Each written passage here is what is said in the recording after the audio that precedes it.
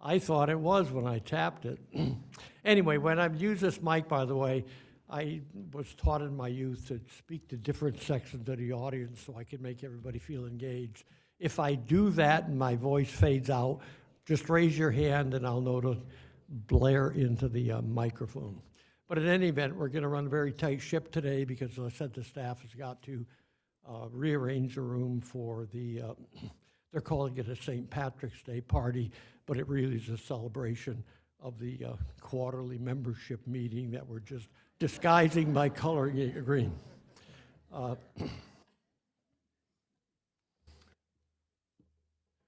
The agenda for the day is to call this meeting to order, which is now called. It says quorum, but we don't need a quorum because we will not be voting on any issues. The membership meeting of October 21, 2024 minutes have been published on the web, published in the correspondence room. I call for a recommendation that the minutes be accepted as printed. Do I have a motion? So moved. Second. Thank you, Ellen. Second it, somebody. There we go.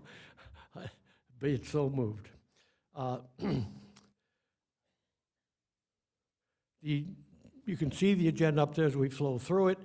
First of all, Nita will give us an update on issues pertaining to the forest. I'll give a president's report. We'll slip into the treasurer's report by Andre, then a standing committee report by each one of the directors, an update on Norca from Margaret Keller, and then the final business and adjournment. So with that, what I would like to do is introduce she who needs no introduction, Anita. They say that about the devil. No, that was Harry Potter and he who could not be named. Oh, okay. Oh, that's even worse, Voldemort. Okay.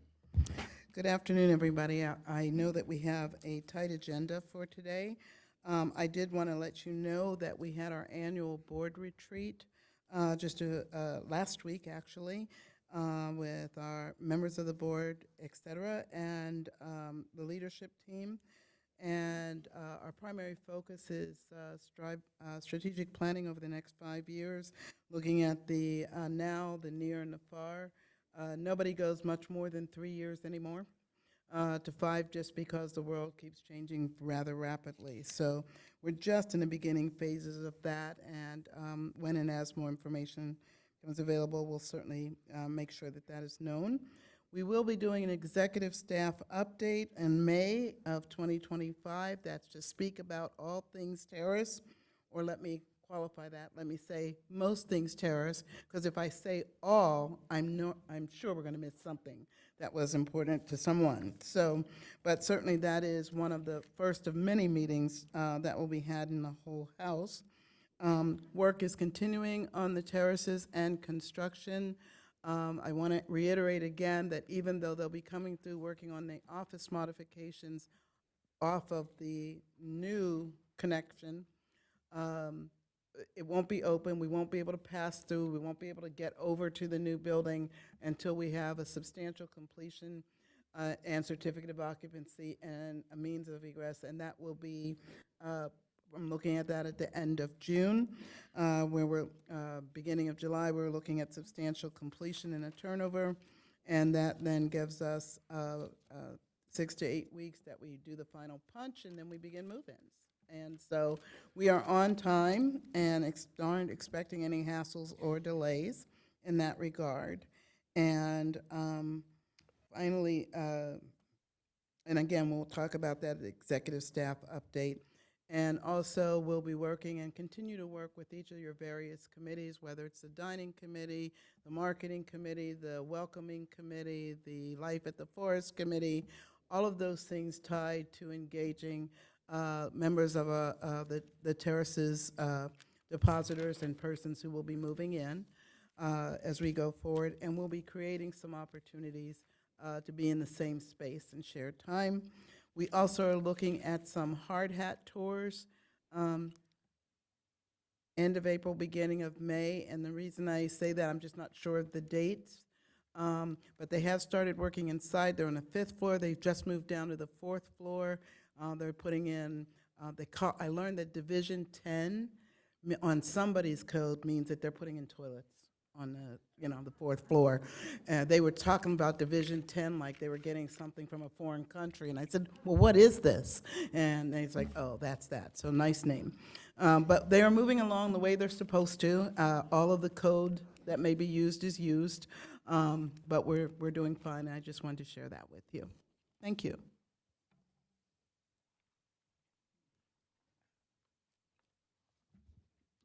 Thank you very much, Anita. Am I coming through okay?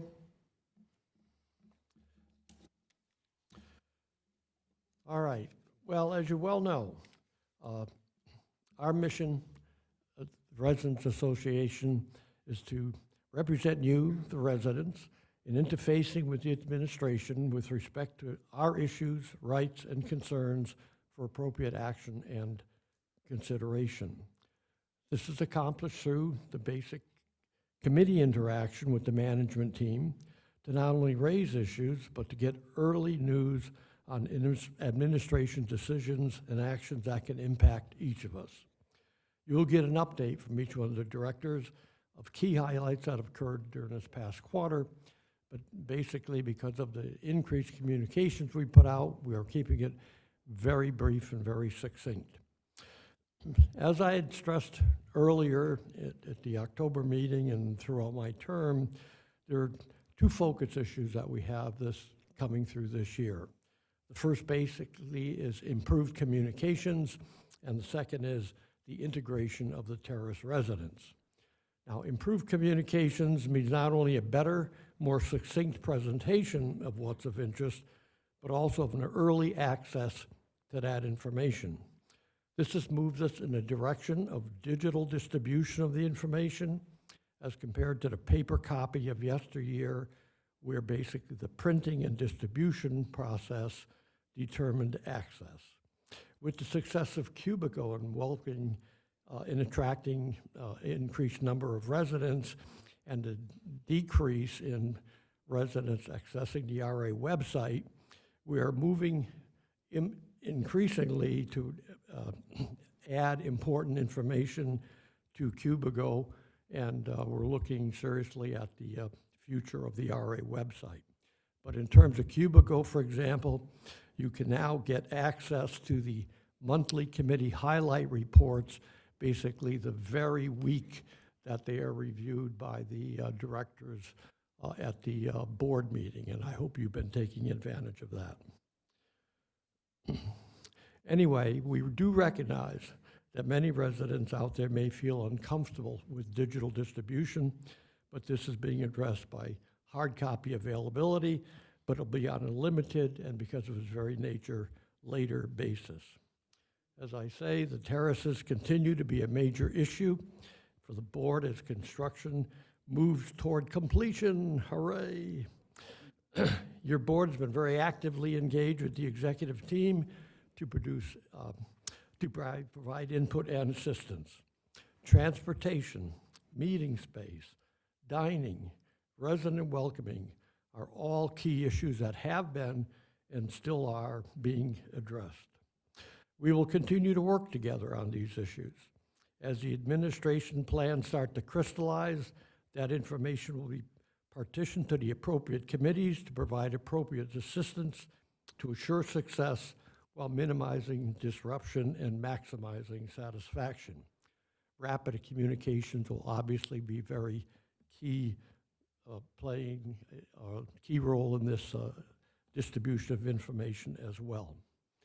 As many of you may be aware, this past month, Beth Timpson resigned from the board for health reasons, and I'm very pleased to announce that Sanford Berg, sitting here in the corner, has been selected by the board of directors to fill the vacancy through November 2026, 26, that is. Sanford will take over as chair of the caucus committee, and Dave Sloan will be moved over to take the chair of the general service committee.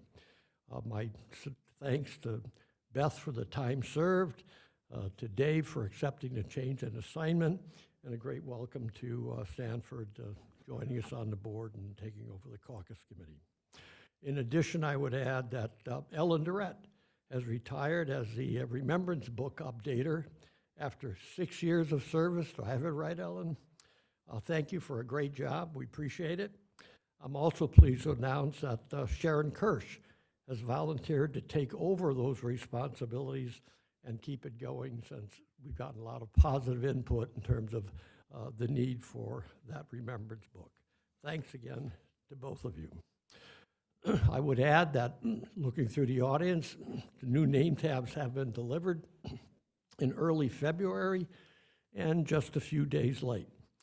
Several tags are modified from the magnetic latch to a pin latch because people had concerns about the interaction with their pacemakers. If there's anybody out there who has a similar concern, place your tag in box number 2 with a note, and I will personally modify it to a pin so you don't have any issues and concerns. I encourage you to wear them to all the Forest at Duke functions, such as this, but even the performances and so forth, and not just on Name Tag Friday. With that, let me move on to the Treasurer's Report and introduce Andre.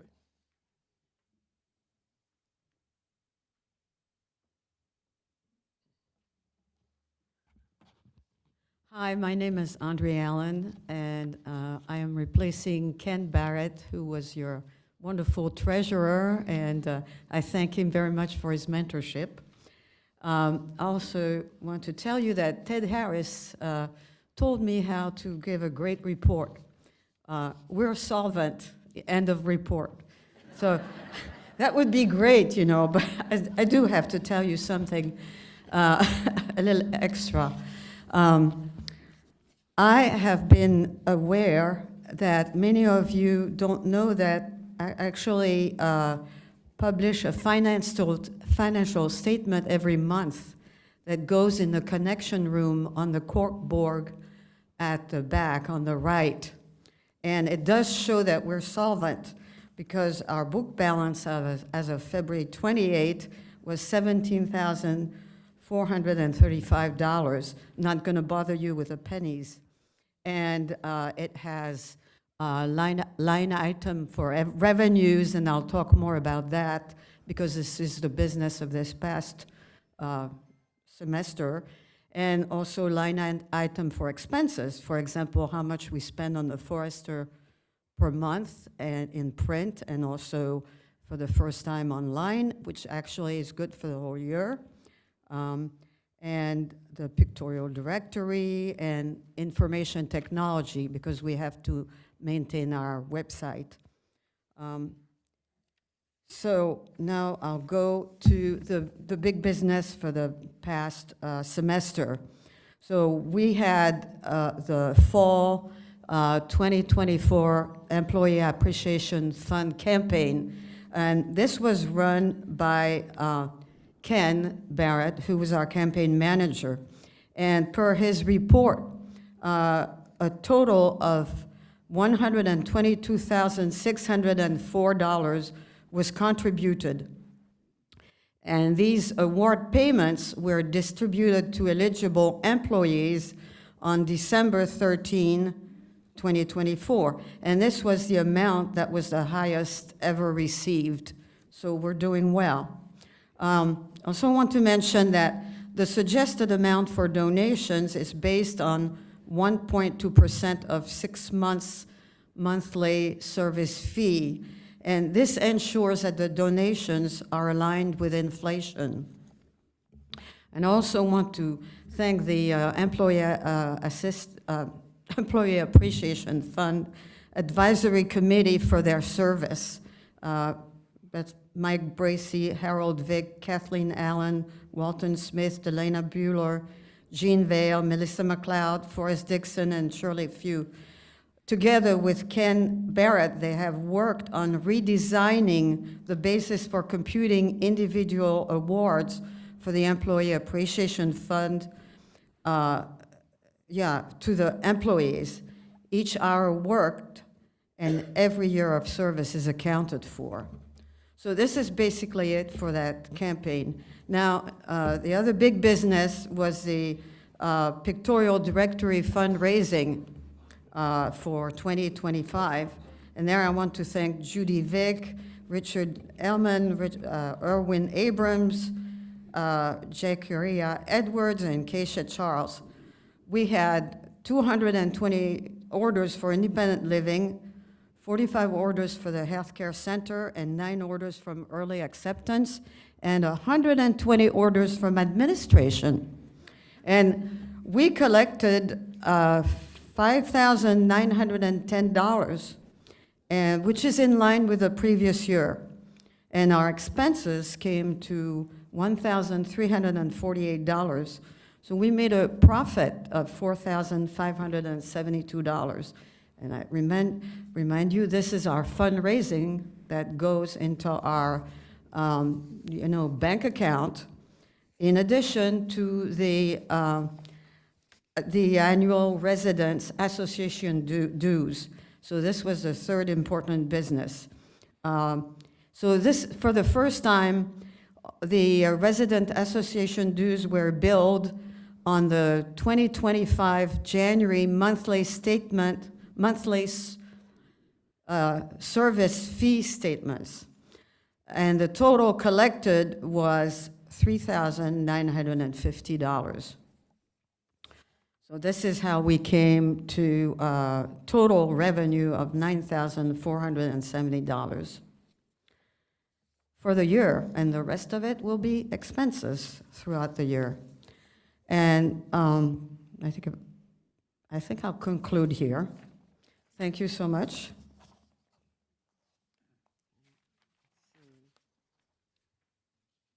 Next, we have Elizabeth Gillis talking about activities.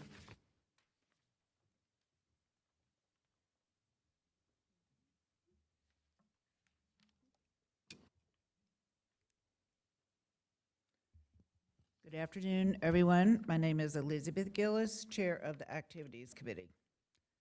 The main purpose of the Activities Committee is to work with the staff of Community Life at the Forest at Duke to help plan monthly activities which are varied and interesting for us.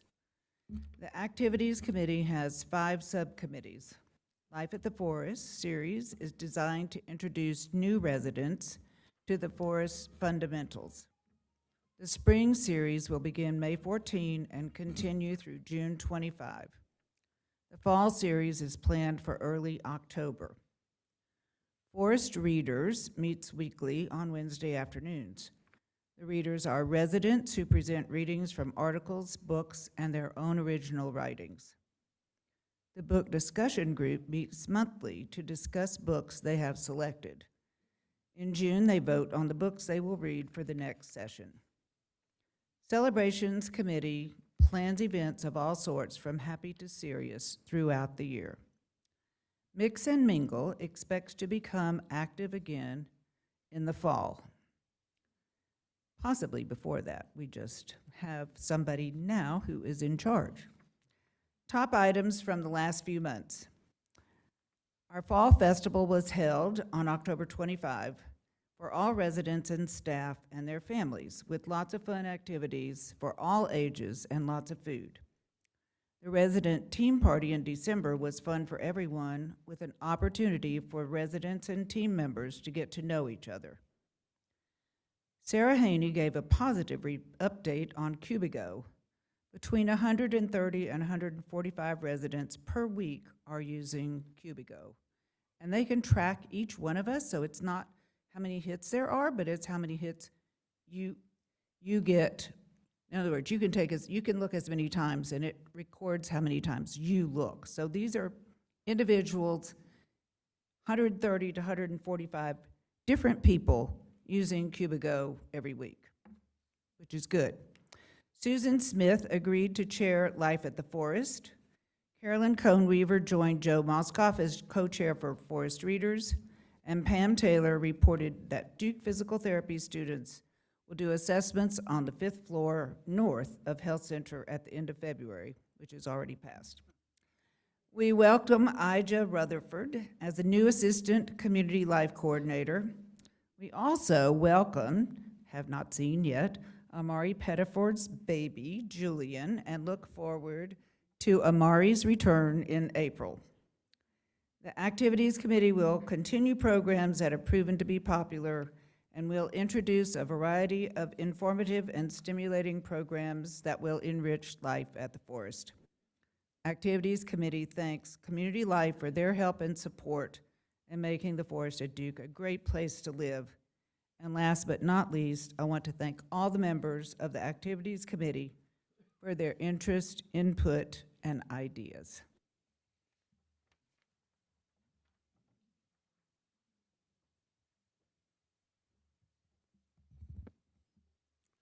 Hi, I'm Dave Sloan, Chair of the Caucus Committee for a few more minutes.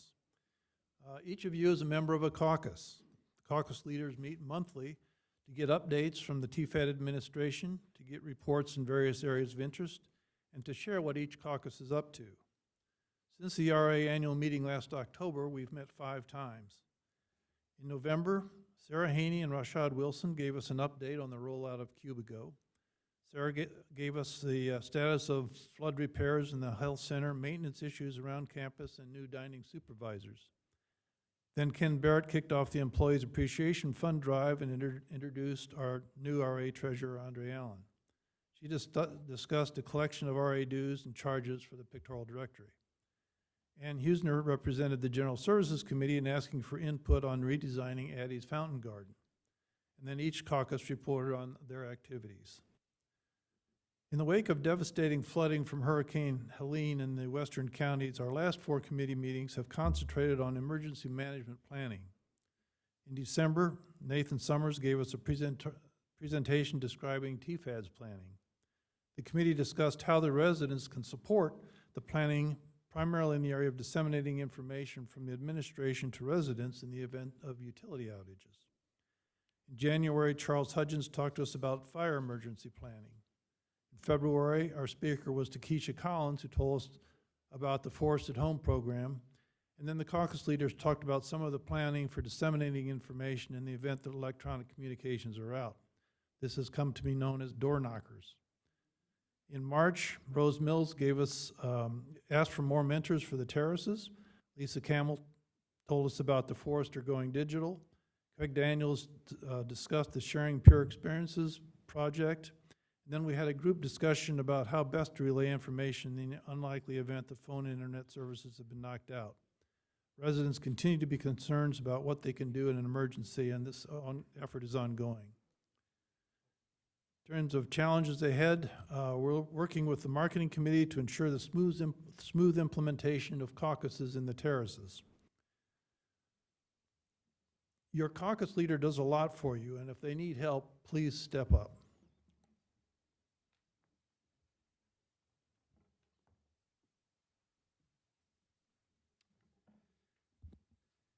Good afternoon. I'm Jeff Collins. I chair the Dining Services Committee.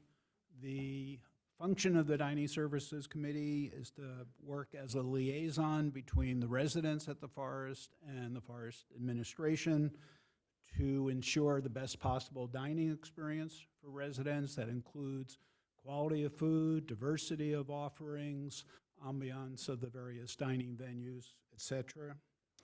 I want to highlight a few issues that have come out of Dining Services Committee meetings since the last general meeting of the membership last fall. First, the Forest has obtained a waffle maker, which is now available for residents who eat breakfast in Heartwood for at least some days of the week to have waffles made fresh by the kitchen staff. I think currently waffles are served on Wednesday mornings and blueberry pancakes on Thursday mornings. Nathan Summers has worked with appropriate dining staff to ensure that the liquor ordering system for Taproot is as efficient as possible to ensure that its inventory is fully stocked. That had been an issue in the past, so hopefully that's been better. Third, as most of you, if not all of you, have noticed, Dining Services has started serving special meals in Rosewood. These are being served 2 times a week, although not always the same days. same nights each week. And these special meals appear on the weekly menu. The price that's shown for these meals is a total charge. It's not an upcharge. And it indicates the entree and the sides that are specified that come with it. And of course, the cost of these can be paid for with points as per any other offering in Rosewood. Fourthly, a comprehensive survey form is in the final stages of preparation that will be distributed shortly to residents. And the idea is to solicit input from residents on dining preferences and needs. It's going to cover a whole range of items, things like vegetarian, various permutations of vegetarian, that is, don't eat red meat, don't eat red meat and poultry, don't eat red meat, poultry, and fish, etc. Vegan, gluten sensitivity, and other food allergies, preferred types of dining services, ethnic foods, etc. It's quite comprehensive. Should be ready very shortly to be distributed, and I encourage all residents to complete it and return it as promptly as possible. And lastly, efforts continue to be made to ensure that the nutritional guidance information that's provided is both accurate and timely. This has been an issue. Further improvements in this area is needed. It's recognized that for many residents, this is very important information if you're on various types of restricted diets, have particular health needs. So it's really essential that this information be accurate and timely, and the team is working towards that. I encourage all residents to continue sending in your comments, both positive and negative. For those of you who read the Dining Services Committee minutes, you know that we do tend to focus on written complaints and concerns that have been submitted, but I want to stress, as we frequently do in the minutes, we're getting much more positive feedback than negative, but we do, if somebody feels strongly enough to send in a written comment, no matter what it is, a complaint or concern, we do address it specifically at the Dining Services Committee meetings, so I encourage you all to continue sending those comments in. You have a number of ways of doing it, either through Cubigo, written comment cards, or a direct email to me, but please do continue to send your comments. Thank you.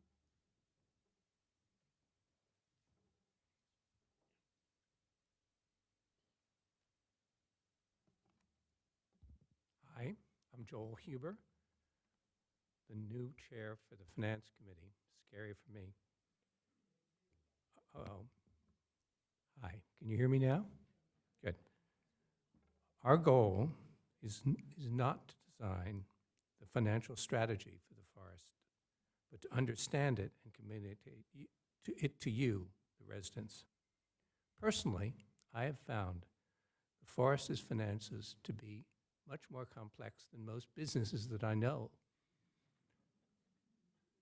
And fortunately, we've had deep help from our team on the Finance Committee, and even better help from Karen Henry, the CFO, whose knowledge is both deep and fine, and she has great patience with us, which is a tremendous skill. She has the enormous task of guiding and implementing the reporting requirements that the forest must achieve if it is to survive and if it is to thrive. Recently, the forest has been under substantial financial stress. Let me point 3 areas. First, increased competition. Other CCRCs come with different entry and annual requirements, various amenities, and different cultures, and they're competing very strongly with us. And it's aware of that's going on. Second issue is all CCRCs are adversely affected by high inflation in the critical areas of construction, cost of food, delivery, and healthcare. The final problem was done by us. The economics of the forest have undergone substantial stress expanding the healthcare center and building the terraces. those three. Despite these difficulties, our careful assessment of the current financial data by the committee is very positive. The balance sheet, the income statement, the cash flows are strong and robust. The forest, as was mentioned earlier, the forest has successfully sold the terraces and is on track adjusting to the new residents. The financial investments, for their parts, are reasonably structured to match expected liabilities. Let me explain that. The financial actions are appropriately characterized as conservative. They are structured to ensure that the forest can cover its liabilities and retain credibility among those who regulate us, those who invest in us, and those to join us as residents. This thoughtful and careful nature of the forest action should provide important protection for us in the near future. And that's something, given today's environment, we all need. Thank you.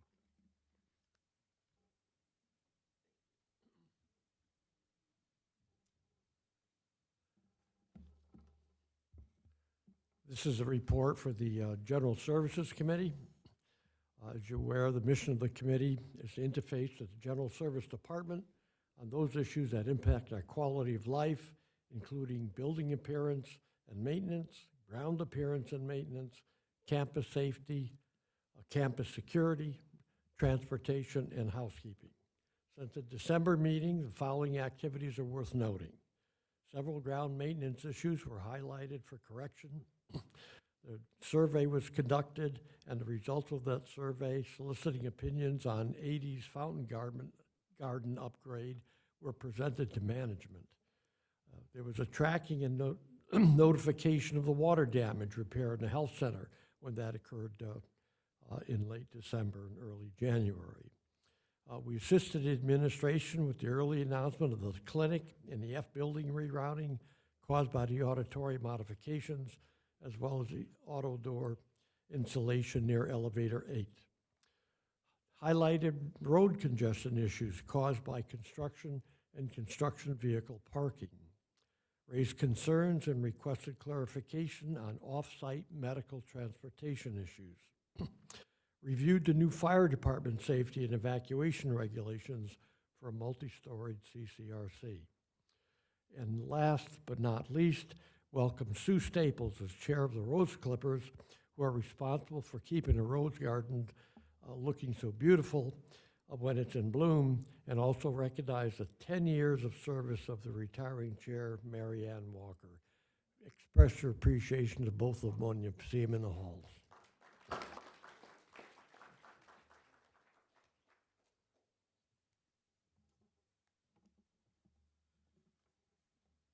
Good afternoon. I'm Tom Small, Chair of the Governance Committee. Governance Committee keeps its eye on the bylaws and the elections and any other matters relating to governance. I've got nothing to report since the last meeting in October.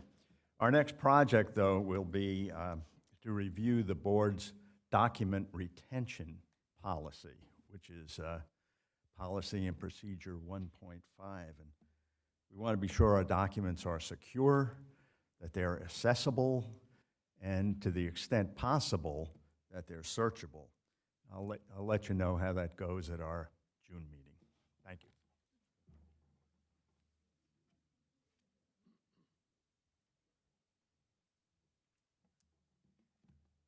Hello, I'm Dan Blazer. I'm chair of the Health Committee.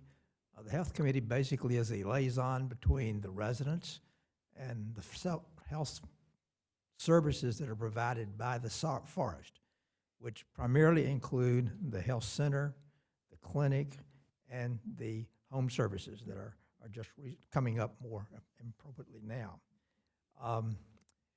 We have regular reports from the administration of the health center, Leanne Bailey Clayton. In addition, we spend a lot of time speaking with her and other members about concerns that we may have and compliments that we find. We have a number of new members. I want to just list those very briefly for you. Brenda Featherstone, Jean Telnitsky, Joe Moskoff, Carol Carson, Larry Kodak, Diane Strauss, Melissa McLeod, Ben Galiff, Craig Daniels, Sharon Kirsch.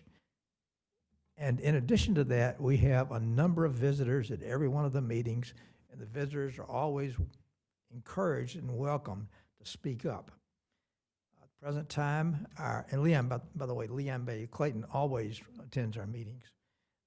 The current census in the health center is 64. I always get these numbers a little bit confused. The total number is 64. You'll have to figure out how this parses out. We have 27 in assisted living. We have 39 in skilled nursing, 3 of Medicare beds, permanent residents, again, 64, and temporary are 3. We have 3 primary active committees, but a lot of stuff that goes on in addition to that. Those committees include the Staying Connected Committee that's chaired by Brenda Featherstone. This is a committee that is basically set up to try to connect independent living residents with individuals in the health center who may enjoy and benefit from visits by independent living residents. We've had a few little bumps in the road in getting this set up, primarily due to HIPAA requirements, but we're working through those, and we hope that they will improve significantly. We also have a Staying Informed approach chaired by Carol Carson. She tabulates and categorizes all compliments, concerns, and criticisms we receive. We keep these confidential between Carol and I, and basically report aggregate findings to the health committee and to the health center administration. If there's something that's especially of concern, we will elevate that to Ms. Clayton.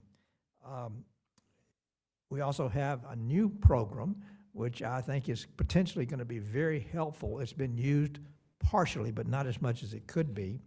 And this is the Sharing Peer Experiences. Craig Daniels set this up.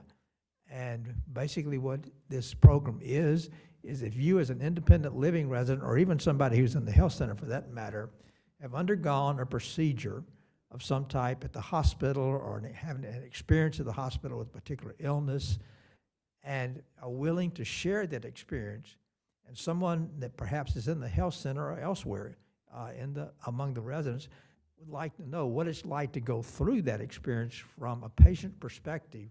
This allows these two to connect with one another and actually have a discussion. I think it can be very helpful. There's a number of areas that we have ongoing. I'm going to list 3 of them that we feel to be important to track over time. First is an increased and improved access by residents of the health center to key staff and families, key staff in the health center, and it's families that want to have that contact as well. We need to work out how one can get in touch with somebody fairly immediately if something happens, medication error, et cetera, and that in turn can be delivered to somebody who actually has the responsibility to do something about that.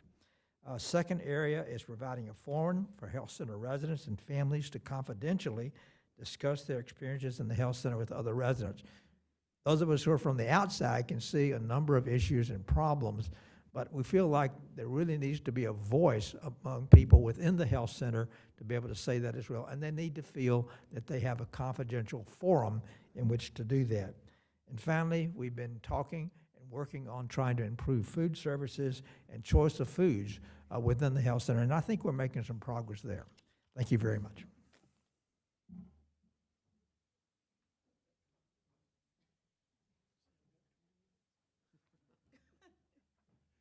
My name is Charles Christian. I'm the chair of the Information Technology Committee. Our job is to work very closely with the information technology people. How about now? Better? Okay. To work with the IT department at the Forest at Duke to ensure that the transition to the digital age is smooth for the families, for all of us who are a certain age and can remember to actually write cursive. The head of the IT committee at the Forest actually sits on our committee so we can accost him at will. One of the things that they did accomplish is that they've removed most of the individual printers in the Forest, and they only have 4, which means it's very difficult, or it's very easy to track who's doing what to whom. On the IT committee, each of the other committees are represented. So if dining committee or if the caucus committee has a problem with any of the information technology they're getting, come to me and we'll put it on the agenda and try to get it addressed. And you'll have somebody at the meeting who can address it along these lines. The committee actually, for our sins, participated in the pilot program of the Cubigo installation, so you can probably blame us for everything that went wrong. We do recommend one thing when you're assessing Cubigo. If you sign on to Cubigo on the web, you can enter your password that you can get from the IT department, and it will take you to the Forest Cubigo. The easier thing to do is download an app from either the Apple App Store or the Google App Store. Click on it, and once you set it up, you're taken directly to Cubigo, and no other sign-in is necessary. And that's very easy for those of us to have trouble memorizing passwords.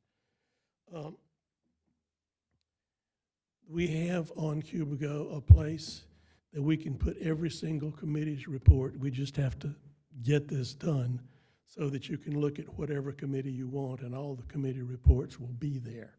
That's going to take some work, and we'll have to work with the Forest to get it done, but it's fairly easy. And Tom, I'm going to get Tom to talk with us so we know how we can retain the documents. It can be retained on Cubigo. It's not a problem. There's plenty of space. It's just getting it entered in. The Forest is going digital. One of the things that hasn't quite been mentioned, but is in effect now, the Forester is digital. It's on a flip book. They're going to decrease the paper that is going to be used, and Dave Sloan told us that's going to save us a couple of $1,000s per year. So we could spend it maybe on information technology, but I haven't mentioned that to anybody. The other information on the has been added to the RA website. We're transferring a lot of things, including the link to the Forester, a link to the other committees, a link to the library. I know we need to get a librarian to get the library program up and running a little better. The other thing, though, that we need to do, and I need your help in all of this, is to enter your biographies. Enter your biographies on the page in Cubigo, where you're allowed to put down your interests, the things that you do, the things that you have done, the things that you like to do. You go to profile, and it's a good place to enter it. And Ken Barrett on our committee is going to be presenting an article to the Forester so they can tell you exactly how to do that. And working with Cubigo, the Forest gives every month a free clinic in the living room where you can have problems with Cubigo, but you have to bring your computer to there. We have set up a tech committee of people who are willing to help other residents for their devices, sometimes in your apartment, sometimes we can do it over the phone. And when you see that list, realize that there are 2 separate types of help. We can give help for Windows, which I used to be able to do because I used to build the damn things, but 10 years ago I went directly to Apple. So I'm out of date. I know Apple, I know Mac, but I don't know Windows. But we do have people who know how to do that. What else? So we do want to get the resident biographies in so everybody knows about you. And we can, if you want, you can just directly copy and paste your resident biography from the resident website into Cubigo. It's easy to do, and we have instructions out, and I'm not going to go about your bore you with that. Well, I'm not going to go into the thing right now because you don't. Most people aren't taking notes. After that, that's really basically all I have to say. The forest is going digital. We're getting rid of as much paper as we can because it's more permanent.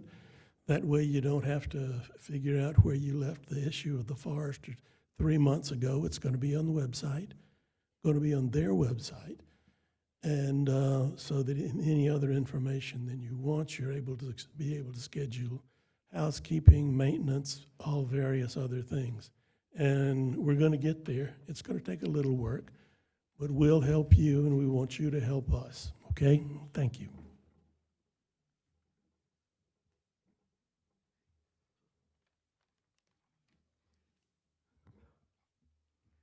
Hi, I'm Ellen Barrett, and I chair the Marketing Committee. Hi, I'm Ellen Barrett, and I chair the Marketing Committee. And I'd first like to say, I love looking out at this audience with the pops of green. I mean, some of you all have really good Irish green on, so thank you. It made it a very nice thing to observe as we were sitting here. The mission of the Marketing Committee is to support the sales and marketing team by offering feedback, contributing new ideas, and actively participating in departmental initiatives to assist in recruiting prospective residents to the Forest at Duke. I plan to talk about 3 items: the developing welcome plan for the Terrace residents, the Terrace mentor plan, and the occupancy report. Since January, the 12-member marketing committee has been actively developing a welcome plan. Here are the objectives for the welcoming plan. First, we're creating floor-specific welcome teams. 3 members of the marketing committee, one of whom is a team captain, have been assigned to one of the 4 floors in the new terraces. The second objective is that each floor will become a new caucus. The team captains will serve as temporary caucus leaders in the fall until a terrace resident is selected for that role. Then we're coordinating with sales and marketing. We're going to be assisting during the pre-move-in, the move-in, the post-move-in phases, and we're actually effectively going to be serving as the sales and marketing department's labor force.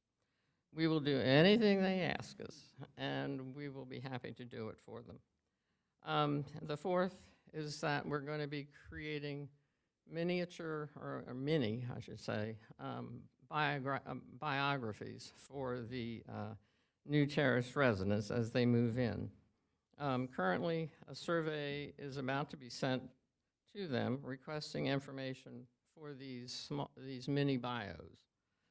The floor teams during April will take that data and begin to develop the bios. Then a brochure will be developed for each floor.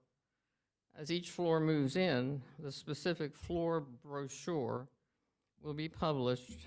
It will go on to Cubico so you all can learn who is moving in on floor 5. We'll probably do a paper copy for the floor that is being first used, floor 5, so that the people on floor 5 will understand who their neighbors are and quickly can identify faces and people and not have to go through Cubico. This will happen floor 5, then floor 4, floor 3, floor 2. The next major topic is the development of the Special Terrace Mentor Program. We've been very busy as a committee. We're just loving what we're doing. The 71 units in the terraces will accommodate approximately 120 new residents. Rose Mills, mentor chair and resident services committee member, is collaborating in 2025 with the marketing committee to align her planning efforts with ours. She's put in 2 articles in the Forest Forward thus far requesting short-term mentors. There have been 2 flyers also that have passed out into your internal mailboxes. Oops, 2, excuse me. There have been 2 flyers that have also been distributed and passed out to the internal mailboxes. Thus far, we've gotten 35 people to sign up as short-term terrace mentors. And we really, really need more. I mean, there are a lot of people that are moving in. The terrace mentor training will be held in late spring. This training will also include the existing mentors for independent living, so all mentors will be receiving the same message. Terrace mentors work is expected to begin in August or whenever move-in really begins. And we will be starting on floor 5 and progressing to floor 2. I think it will take about 6 weeks or slightly more to accomplish that total move-in. I don't know if you agree. But that's what we think. Anyway, the overall schedule for who is mentoring and the overall schedule for who is mentoring who in the fall will be developed in early summer. Once we have a really good cadre of short-term terrace mentors, then we will be able to really put the plan to final preparation. Meanwhile, the independent living members, mentors, are going to be busy this spring too, given the news that 14 new people will be moving into the independent living units by the end of June. So far this year, we've had just 3 new residents move in. So it'll be exciting to have and welcome those 14 other new members as well. Then over half of the marketing committee members have attended one or more of the very well-attended bi-monthly sales and marketing presentations and tours. These are for people that are generally interested in CCRCs. They're not on a wait list. They're just coming to be informed about life here. And these meetings usually have 25 to 30 people. They're full, they're sold out.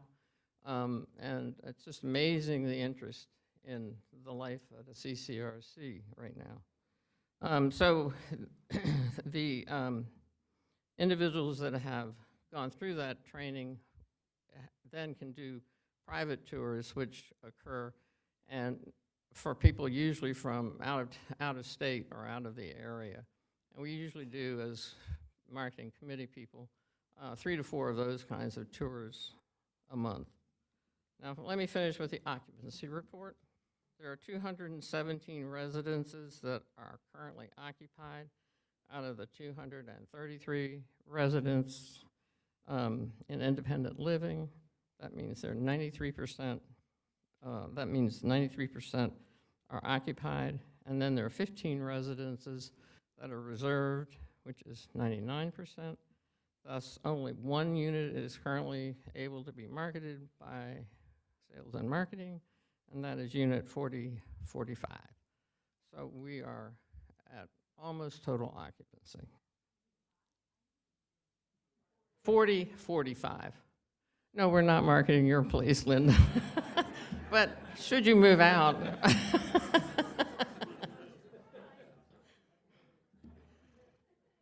I appreciate your interest, support, and I will come back in June, and hopefully tell you a lot more about what's really going to happen in the marketing committee.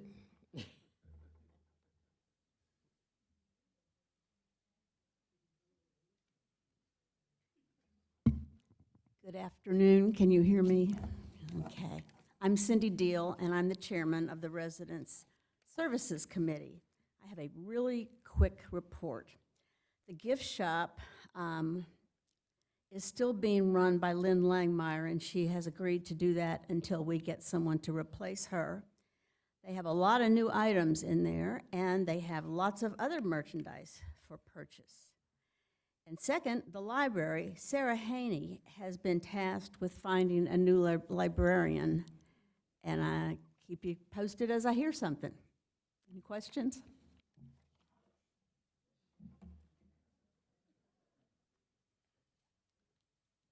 We now move on to the Norco report.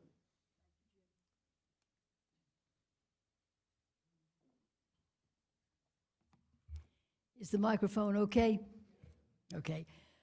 I'm Margaret Keller, and I'm the representative from the Forest at Duke to NORCRA, which, as most of you know, is a statewide organization that advocates for the well-being of CCR residents in regulatory and legislative matters, but also provides opportunities for CCR residents across the state to share best practices. It is divided into 3 different regions across the state. We are a part of the Eastern region, which meets annually in April. This year, the meeting is very close by in Croasdale on Tuesday, April the 15th. Those of you who are members of NORCRA should have received information through the March hotline about this meeting, and I hope some of you will plan to attend. The registration form is in the hotline, and it must be returned by April the 1st. Once again, the Forest has agreed to provide transportation to any of us who want to go to the meeting at Croasdale, and I urge you to let me know if you register for the meeting so that I can be sure that we've got enough transportation to take people who wish to go with them to the meeting at Croasdale. On a different note, the March hotline was distributed by email and in paper form into boxes. But if you're a member of NORCRA and you did not receive one, please let me know. You may think that I look my age, but the truth of the matter is I'm a 4-year-old as far as using the computer is concerned. And so it's quite possible that I did not get an email one to you if you had asked for one. Please let me know if that happened. The only thing I'm aware of is that I did fail to put an appropriate title in the emails that were sent with the hotline, and I can assure you that that's been called to my attention, and that the next time I will be sure that there is an appropriate title so that you won't be afraid to open it thinking that I've been hacked or you've been scammed, okay? So I think that's all I have to say, but I do encourage you to think about going to Croasdale. It's a very short trip, as you know, and it would give you an opportunity not only to hear the presentations there that morning, but to have lunch with and discuss with people from other CCRCs like ours, some of whom have just been through the same process we're getting ready to go through, trying to get new residents in a new building, a part of the community. And you may learn some things about how we can do a better job of that here. Thank you very much.